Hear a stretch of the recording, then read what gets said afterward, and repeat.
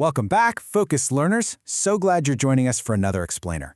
Today, we are unpacking a deeply layered, intensely passionate piece of modern poetry.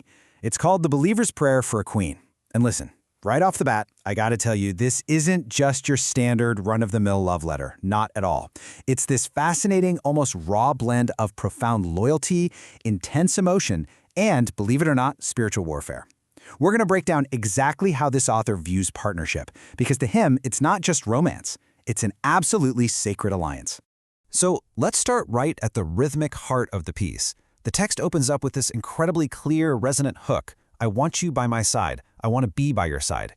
Immediately, boom, we are pulled right into this heartfelt, urgent declaration. You can literally hear the undeniable rhythm here, right? It's a modern cadence that just feels so completely raw and authentic. It sets the entire stage for everything that follows, a relationship built on pure, unadulterated devotion.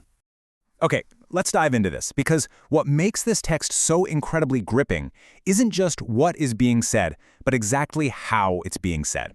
Look at this linguistic split we've got going on. On one hand, we have modern, street-level vernacular, phrases like being a ride or die and avoiding crash-outs.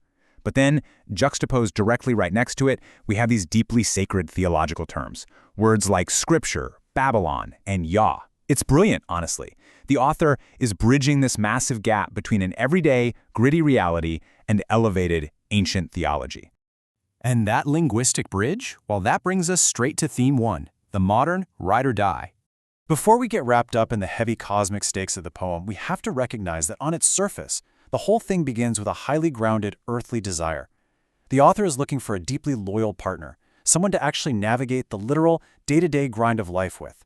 Just listen to the rhythmic energy in this specific line. Be my helper on shoulder as we get older. Correct my crown when the world throws me boulders. The phrasing is just so vivid. He views his future queen as absolutely essential for his emotional grounding. When life, or as he calls it, the world, throws heavy, damaging obstacles, those boulders, his partner is the one who steps in. She's not just sitting on the sidelines. She actively protects his dignity, helping to correct his crown. It's a gorgeous metaphor for mutual support, respect, and earthly protection.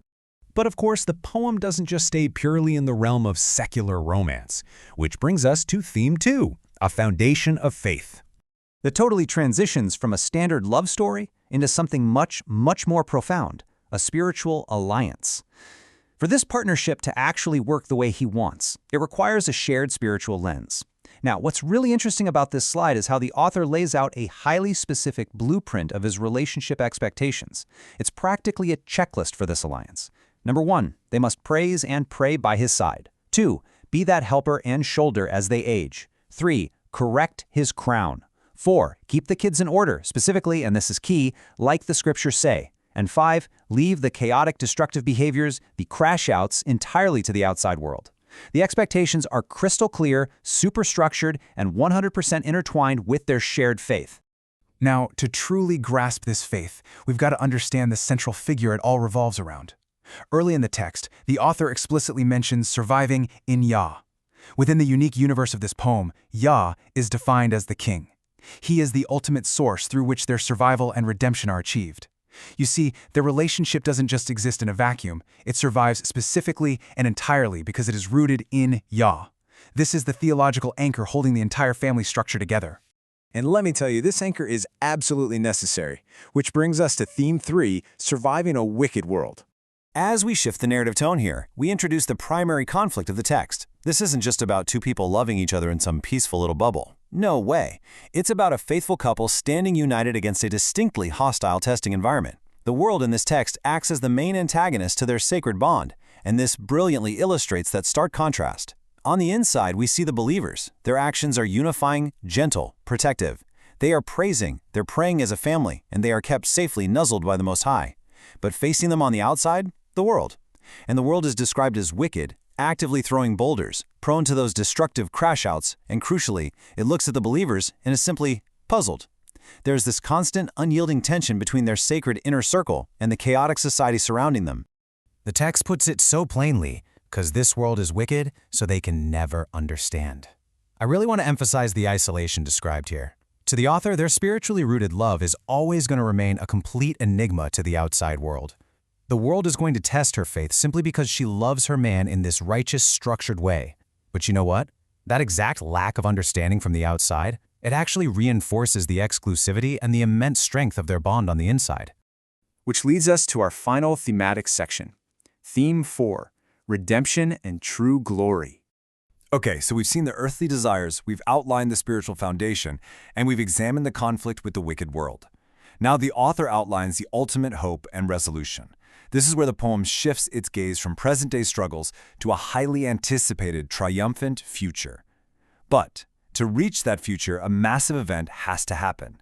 This family prays not just for everyday things like health and wealth, but for Babylon to come to an end. Now, defined strictly through the context of this poem, Babylon represents the corrupt, worldly system that constantly opposes their faith. They are praying for the total collapse of this system. This immediately elevates the scope of the text, right? We are talking immense, cosmic stakes tied directly into a single family's daily prayers. The author actually gives us a literal theological roadmap to victory found directly in the text. Let's move to and see how this builds. Step 1, Babylon comes to an end. Once that worldly system finally falls, we move right to Step 2. Their king, Yah, can then step in to redeem them. And finally, Step 3, the believers win and get their glory. It's a precise sequential order of events, and the author is confidently, actively waiting for this to unfold. But just when you think you've reached the grand finale of the poem, the author drops this incredible narrative twist that's not the end, but the beginning of real believers' story. I mean, really think about the weight of that. The redemption, the winning over the world, the receiving of divine glory, all of that, it isn't the finish line. It is literally merely the starting line for eternity. It fundamentally changes how we view their struggle in the present. They aren't just enduring the world to survive it. They are preparing for their true story to begin. Mind-blowing, honestly. So, after mapping out these massive cosmic events, the text elegantly brings us right back down to earth, to the deeply personal present moment. So I wait and pray for my queen, no need to hide, praying she's ready to be by my side.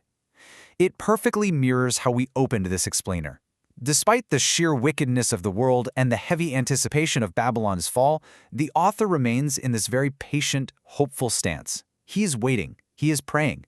He is simply hoping his queen is ready for both the earthly journey and the immense spiritual battle ahead. So the absolutely crucial point we've explored today is a vision of partnership that goes far, far beyond casual romance. It's an alliance designed for spiritual survival, mutual protection, and ultimate cosmic redemption. Which leaves us with a pretty fascinating question to ponder. Based on the intense unified front presented in this text, does true love require a shared vision of surviving a wicked world? Think about that as you process the layers of this incredible piece. Thank you so much for joining me on this explainer, and as always, keep that curiosity focused and sharp. Catch you next time.